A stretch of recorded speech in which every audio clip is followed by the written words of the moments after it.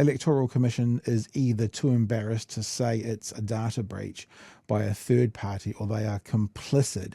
There is no in between. Follow the money. Yeah, and we are going to talk about that. As we said, we had a bit of an exclusive last night, and I'm going to play you the video with Keisha Castle-Hughes going, I was kicked off. So it doesn't seem to be anything other than a true and accurate story, as Tanya told us last night. I'm also one of the Pākehā that was not. My issues, there is no issue with my election or electoral roll. So there you go, another Pākehā to add to it. Yeah, it was interesting when I asked that question. I was like, is this just Māori? You know, are they just, you know, but I mean, Tanya said she didn't think it was nefarious. She thinks it was, so it's probably a glitch. But if it's a glitch, maybe we'll just do this as the first story.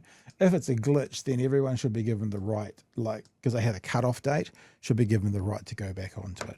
So why don't we just start there, seeing we're talking about it. Te Pati Māori are pretty annoyed about this, as you would understand. Here is the headline from One News Tonight. Te Pati Māori is taking legal action over claims Māori are being taken off the Māori roll without their consent. The Electoral Commission denies this, saying there have been no technical issues with its online enrolment system. So that's interesting already, because they've made that's like a definitive nope. This is not happening. There have been no issues, which means if people are not on the roll, it's not because it's a technical issue, which, like we were just heard from Tepene, it's like, well, does that mean that there's something nefarious here? But the party's calling for an investigation, today filing legal proceedings in the High Court. It says it's received thousands of complaints, including from voters who have been forced to re-enrol. We need to be guaranteed under the law that there is absolute transparency and there is, no interfering. There's no manipulation of the Māori roll.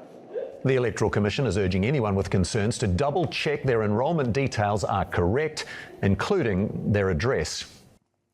I mean, it would be quite an easy thing to check out, wouldn't it?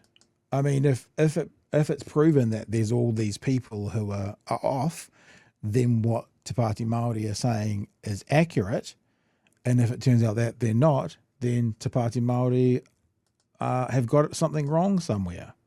So this is the video on Marae. I think Marae is going to do something in the weekend, but this is Keisha Castle-Hughes telling her story about being bumped off the roll.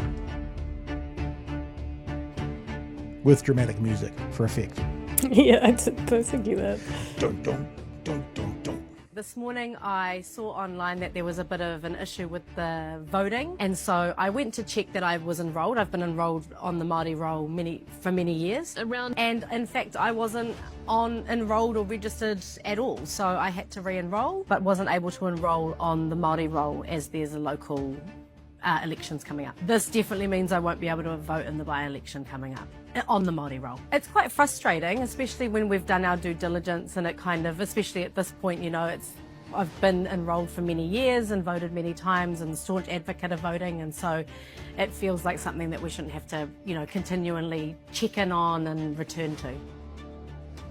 So there you go. I mean, like, that is just one person, but it seems to be echoing what we're being told.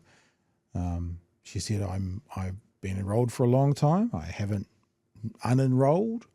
I'm now not enrolled. Now, I guess the only thing would be, Emily, and I assume this is not the case because the electoral roll would have said so, that maybe it's like you do need to re-up. But if that was the case, you would have thought they would have said, oh, but people are aware you need to re-up. They haven't said that, so I'm assuming that's not the case. And if that's not the case and people are off, then something's afoot.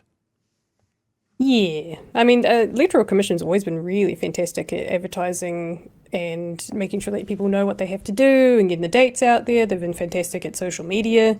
So if that is the case, then, I don't know, maybe we need to keep their funding going so they can get their advertising out there. But I doubt it's that, so I don't know. If they're saying it's definitely not a glitch, then I guess someone's got to answer for it, right? Or at least say sorry and have some sort of remedy for it. But I can imagine that the government will just say, oh, well, something happened. You should have checked earlier. You drop kicks for not checking something that you shouldn't have to check. They'll make up some excuse for not remedying it. Yeah, it's yeah. I mean, because that's the first thing. Has something happened? I mean, if it's accurate what Te Pati Māori said and thousands of people have come to them, then something's happened. And if the Electoral Commission is saying, no, nothing's happened, that does raise questions. I would think it's still more likely to be incompetence or an accident rather than nefarious. But we've been talking about this, I'm sure you guys have as well, the idea about not being able to register to vote on election day is an impedance for some people to vote. And any reason to get in the way of someone's vote, even if it's only in a mind, like if it's an easy thing to solve, like, yep, okay, so we should all be enrolled. We should be fine. But some of us won't be, and they'll miss out. Any kind of impedance to voting is an attack on democracy, in my opinion. And this just feels like still thinking it's a completely, no one person's fault, clerical error or a computer glitch. That is now an impedance to the example of Keisha Castle-Hughes, of her being able to vote the way she wants to vote. And that's not okay. So not even going down the path of this is a bit sus, just going, this is happening, let's sort it out. And I mean, like, I would think that any government, mind you, this government is fairly obviously trying to get rid of left voters by doing their no enrolment on election day. What I was going to say is I'm sure this government, all governments will want to see democracy operating in its fullest extent of the law, but then I'm like, oh, actually, maybe I should hold back on that a little bit because there does seem to be some things coming along. What are your thoughts? Yeah, I had a thought today, which was kind of funny, but also it's one of those things of art mimicking life or comedy. You can't write it. The idea that they might get rid of polling booths at schools, because that's been a long-standing thing of school hall, nice place for it. And the getting rid of it under the idea that children shouldn't be politicized, schools shouldn't be politicized, and kids shouldn't be on a Saturday. And I'm like, yeah, I know. I'm just like, I bet you that's gonna happen, and like it's dumb, but I'm just putting it out there as a fun thing on your bingo card of things that might happen. But I fucking hope not. That would be ridiculous. Well, yeah, following the American model. First of all, they disenfranchise, and then they start to do things, they're making it harder to vote. Like, we've all heard stories in America of how in predominantly black communities, which more often than not vote more for the Democrats and the Republicans, all of a sudden there's one place you can vote in a whole area. They make it hard for people to vote. And we said that as soon as this came up, we're like, this is the Republican playbook. The next thing it'll be is removing polling stations. And what you're saying is, it seems that they're starting like maybe doing that. So it's just... I'm not giving them ideas. No. Don't take my fucking idea.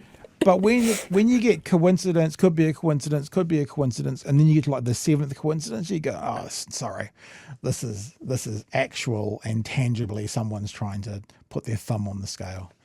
That's kind of how it feels. And I think that's just our entire politics at the moment, is that it's, oh, no, it couldn't be. Oh, no, it's happened again. It's happened again. No, to be fair, this is just the way it is now. Corruption? Probably. Has it been corruption in the past? Yes. It's just thing after thing, and after a while you just go, yep, I'm not surprised. It's definitely intentional.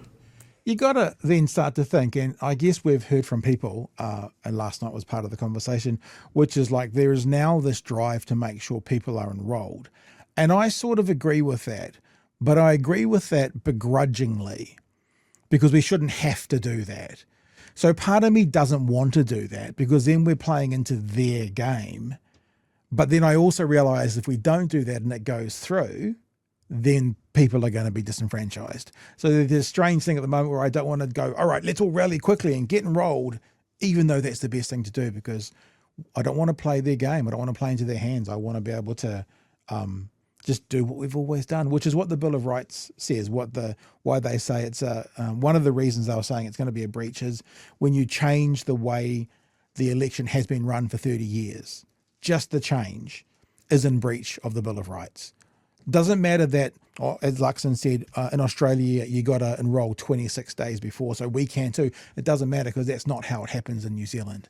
And for us to change the way we do it is an impedance to democracy because, like we've said, someone on 3 weeks or 4 weeks or 5 weeks before the election goes, oh, screw this, I don't want to be involved in this election, I hate them all.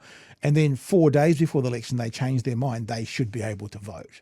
Because that's how they are. And like the silly example I've been given, I should have got my dog registered by the end of June, but I forgot. Well, I didn't get around to it. So I did it in the middle of July before there was penalties. I should have, but I didn't. But there was no kind of like, well, if you don't, we're going to come and kill your dog. To be basically like, if you don't, we're going to remove you from democracy seems like a pretty serious sort of place to come to. So yeah, it's real concerning, and I'm glad to see there's some scary assassins on it like Tanya, because she'll make them cry, and that makes me happy. She makes them cry. I hope so.